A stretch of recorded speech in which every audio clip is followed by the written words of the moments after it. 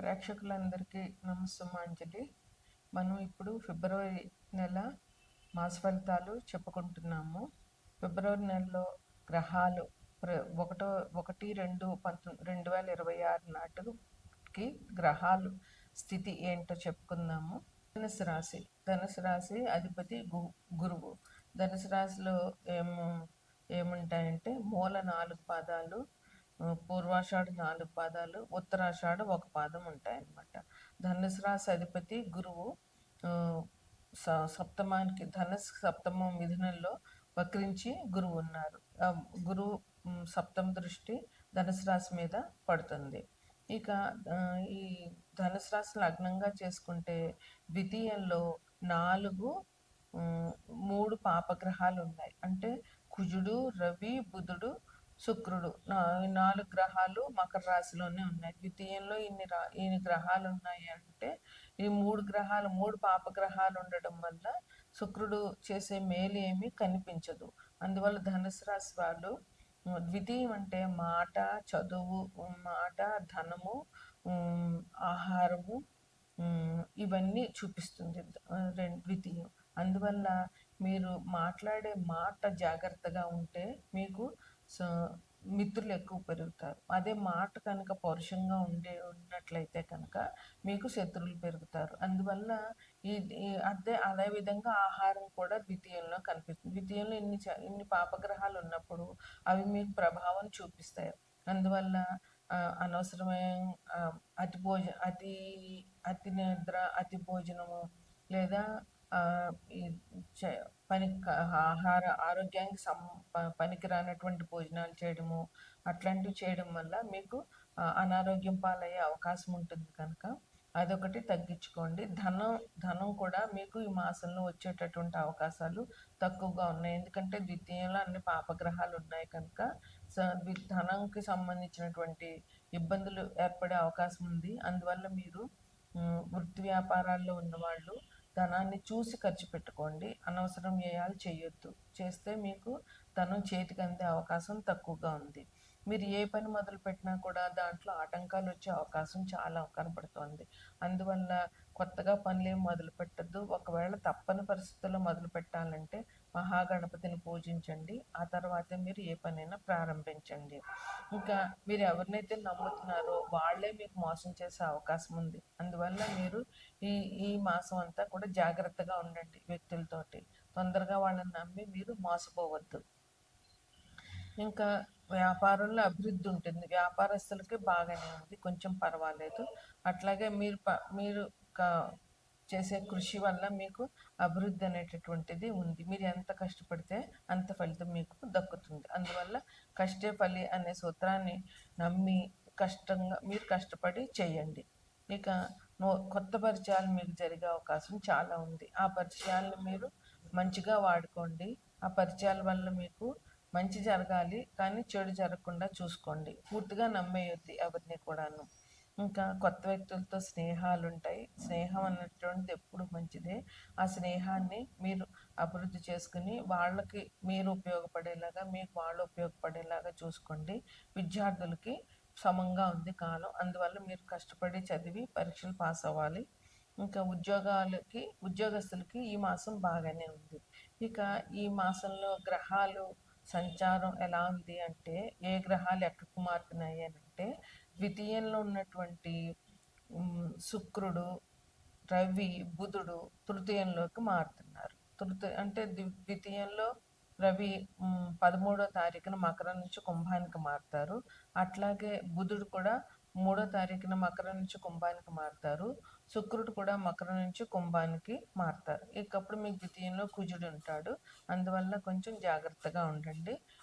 మహాశివరాత్రి ఫిబ్రవరి 15వ తారీఖున ఉన్నది. ఆ మహాశివరాత్రి పర్వదినాన్న మీరు శివాభిషేకం చేయడము, శివాలయం దర్శనం చేయడము, ఇంకా చేతనైతే ఉండగలిగితే ఉపవాసం ఉండడము, జాగారం చేయడము చేసి మహాశివుని పూజించడం వల్ల మీకు ఉన్న సమస్యలు తగ్గి ఆనందంగా ఉండే అవకాశం చాలా కనిపిస్తుంది.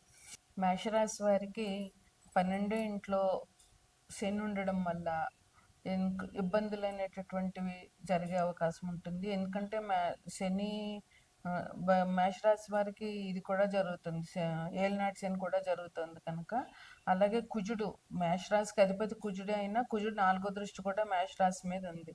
వీరికి ముఖ్యంగా శనికి సంబంధించినటువంటి పరిహారాలు చేసుకోవడం వల్ల ఇబ్బందులు అనేటువంటి తగ్గుతాయి. అందువల్ల శివాభిషేకాలు చేయడము, శనికి సంబంధించిన హనుమాన్ చాలీసా పారాయణ చేయడము, హనుమాన్ టెంపుల్కి వెళ్ళడము అనేటటువంటివి ఈ రాశి వారికి మంచి పరిహారాలుగా చెప్పవచ్చు. ఇక శివరాత్రి రోజున తప్పకుండా శివాభిషేకం చేయడం వల్ల వీరికి శని నుంచి వచ్చేటటువంటి ఇబ్బందులు తగ్గుతాయి. తర్వాత వృషభ రాశి వారికి శని 3వ దృష్టి, శని మీనంలోంచి వృషభ రాశిని 3వ దృష్టితో చూస్తున్నారు. అందువల్ల ఈ దృష్టి నుంచి తప్పించుకోవాలి అని అంటే శివాభిషేకం తప్పకుండా చేయాలి. వృషభ రాశికి అధిపతి శుక్రుడు కనుక అమ్మవారిని అయ్యవారిని ప్రార్థించడం వల్ల, వారి పూజలు చేయడం వల్ల వీరికి చాలా మంచి జరుగుతుంది. ఇంకా మిథున రాశిలోనే గురువు ఉన్నారు. ఆయన వక్రించి ఉన్నారు. అయినా కూడా మిథున రాశి వారికి అధిపతి బుధుడు కనుక విష్ణాలయాలు సందర్శించడము, విష్ణు సహస్రనామం పారాయణ చేయడము, అదేవిధంగా దత్తాత్రేయుడిది కానీ, సాయిబాబాది కానీ, లేదా రాఘవేంద్ర స్వామి ఆరాధన చేయడం వల్ల వీరికి మంచి ఫలితాలు జరుగుతాయి. తదుపరి కర్కాటక రాశికి అధిపతి చంద్రుడు అంటే అమ్మవారి పూజ చేయడం చాలా అవసరం వీరికి. ఇంకా ఇక్కడ ఎట్లా వచ్చిందంటే ఇప్పుడు కుజుడు, రవి, శుక్రుడు, బుధుడు అందరూ సప్తమ దృష్టితో కర్కాటక రాశిని చూస్తున్నారు. అందువల్ల వీరు విష్ణు సహస్రనామం పారాయణ చేయడము, అమ్మవారి అభిషేకాలు చేయడము, లలితాదేవి కానీ, రాజరాజేశ్వరి కానీ ఏదైనా అమ్మవారి పూజ చేయడము, లక్ష్మీదేవి పూజ చేయడము, అట్లాగే శివాభిషేకం చేయించడము, అభిషేకాలు చేయడం వల్ల ఈ రాశి వారికి ఇంత దృష్టి తగ్గుతుందన్నమాట. తర్వాత సింహరాశికి అధిపతి రవి అనుకూలంగా ఉండాలి అని అంటే విష్ణుని పూజించాలి. ఇంకా సింహరాశికి రాహు 7వ దృష్టి ఉంది, కుజుడు 8వ దృష్టి ఉంది. అందువల్ల కుజుడు దృష్టిని తప్పించుకోవాలంటే సుబ్రహ్మణ్యేశ్వర స్వామి ఆరాధన చేయాలి. రాహు దృష్టి నుంచి తప్పించుకోవాలంటే రాహుకేతువులు పూజ చేయడము, మంగళవారం నాడు దుర్గాదేవి ఆలయంలో రాహు దీపాలు పెట్టడము, ఆదివారం కూడా రాహు దీపాలు పెట్టుకోవడము, అట్లాగే అమ్మవారి ఆరాధన, దుర్గాదేవి ఆరాధన చాలా మంచి జరుగుతుంది అన్నమాట. సింహరాశి కన్యారాశి వారికి మీనంలో ఉన్న శని కన్యారాశిలో 7వ దృష్టితో చూస్తున్నారు. అందువల్ల కన్యరాశి వారికి అధిపతి బుధుడు కనుక బుధుడు కోసం విష్ణు సహస్రనామం పారాయణ చేయడము, శివాభిషేకం, శని దృష్టి నుంచి బయటపడాలంటే శివాభిషేకాలు చేయడం చాలా మంచిది. తరువాతి తులారాశికి గురుడు పంచమ దృష్టితో చూస్తున్నాడు. అందువల్ల గురు దృష్టి ఉంది కనుక ఈ రాశి వారికి ఇబ్బందులు తక్కువే ఉంటాయి. అయినా సరే వీరు అమ్మవారి ఆరాధన చేయడము, ఎందుకంటే అధిపతి శుక్రుడు కనుక అమ్మవారి ఆరాధన చేయడము, గురువుకి సంబంధించినటువంటి అంటే దక్షిణామూర్తిని కానీ, రాఘవేంద్ర స్వామిని కానీ, లేదా సాయిబాబాని కానీ పూజించడము. వృశ్చిక రాశికి అధిపతి కుజుడు. వృశ్చిక రాశి వాళ్ళు కుజుడికి సంబంధించినటువంటి సుబ్రహ్మణ్యేశ్వర స్వామి ఆరాధన చేయడం వల్ల చాలా మంచి జరుగుతుంది. తదుపరి ధనుసు రాశికి అధిపతి గురువు సప్తమ దృష్టి ధనుసు రాశి మీద ఉంది. అందువల్ల వీళ్ళు గురువుకు సంబంధించిన ఆరాధన, దత్తాత్రేయుడు ఆరాధన లేదా దత్తాత్రేయుడు ఆరాధన చేయడము, లేదా దక్షిణామూర్తి ఆరాధన చేయడము, సాయిబాబా, రాఘవేంద్ర స్వామి ఆరాధనలు, గురువుల్ని పెద్దల్ని పూజించడం వల్ల చాలా మంచి జరుగుతుంది. ఇక తదుపరి మకర కుంభరాశులు, ఈ రెండిటికి శని అధిపతి. ఈ రాశుల్లోనే పాపగ్రహాలు ఎక్కువగా ఉన్నాయి కనుక వీరికి చెప్పదగ్గ సూచన ఏంటంటే శివాభిషేకం తప్పకుండా చేయాలి. ఈ 2 రాశుల వారికి శివాభిషేకం చేసినట్లయితే చాలా మంచి జరుగుతుంది. వారికి ఉన్న ఇబ్బందులన్నీ కూడా శివాభిషేకం వల్ల తగ్గుతాయి. తదుపరి మీనరాశికి అధిపతి గురువు.